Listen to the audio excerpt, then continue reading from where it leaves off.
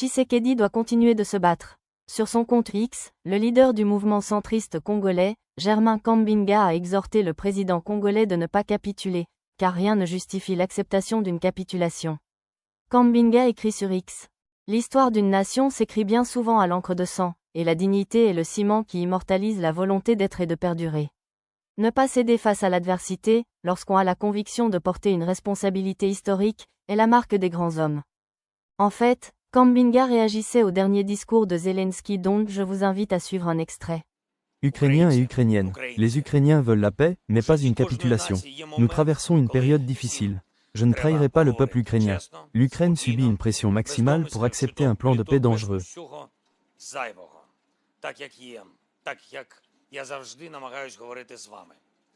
La semaine à venir sera très difficile en termes de pression politique et informationnelle. La paix recherchée doit être digne, réelle, durable, pas une paix qui détruit l'État ukrainien. J'en appelle à l'unité nationale, fin des querelles politiques, discipline et cohésion. Le pouvoir politique, le Parlement et le gouvernement doivent agir ensemble comme un pays en guerre. Je ne signerai pas un plan qui mettrait fin à la souveraineté ou à l'indépendance ukrainienne. Germain renchérit. En écoutant M. Zelensky, je ne peux m'empêcher de penser à mon propre pays qui, avec des moyens plus importants et des capacités réelles supérieures à celles de son agresseur, le Rwanda, se verrait imposer une capitulation sur fond de marchandage politique, avec la complicité de certains de ses enfants égarés. Je voudrais ici rappeler qu'il n'existe que 3 situations qui contraignent une nation à accepter une telle issue. Chacun peut décider s'il pense que nous nous trouvons déjà dans l'une de ces situations. Premièrement, vous avez gagné la guerre et vous ouvrez un dialogue avec le perdant pour établir, au regard du droit international, les conditions de sa capitulation. Deuxièmement, vous avez perdu la guerre et vous êtes obligé d'aller à la table des négociations pour signer l'armistice aux conditions du vainqueur.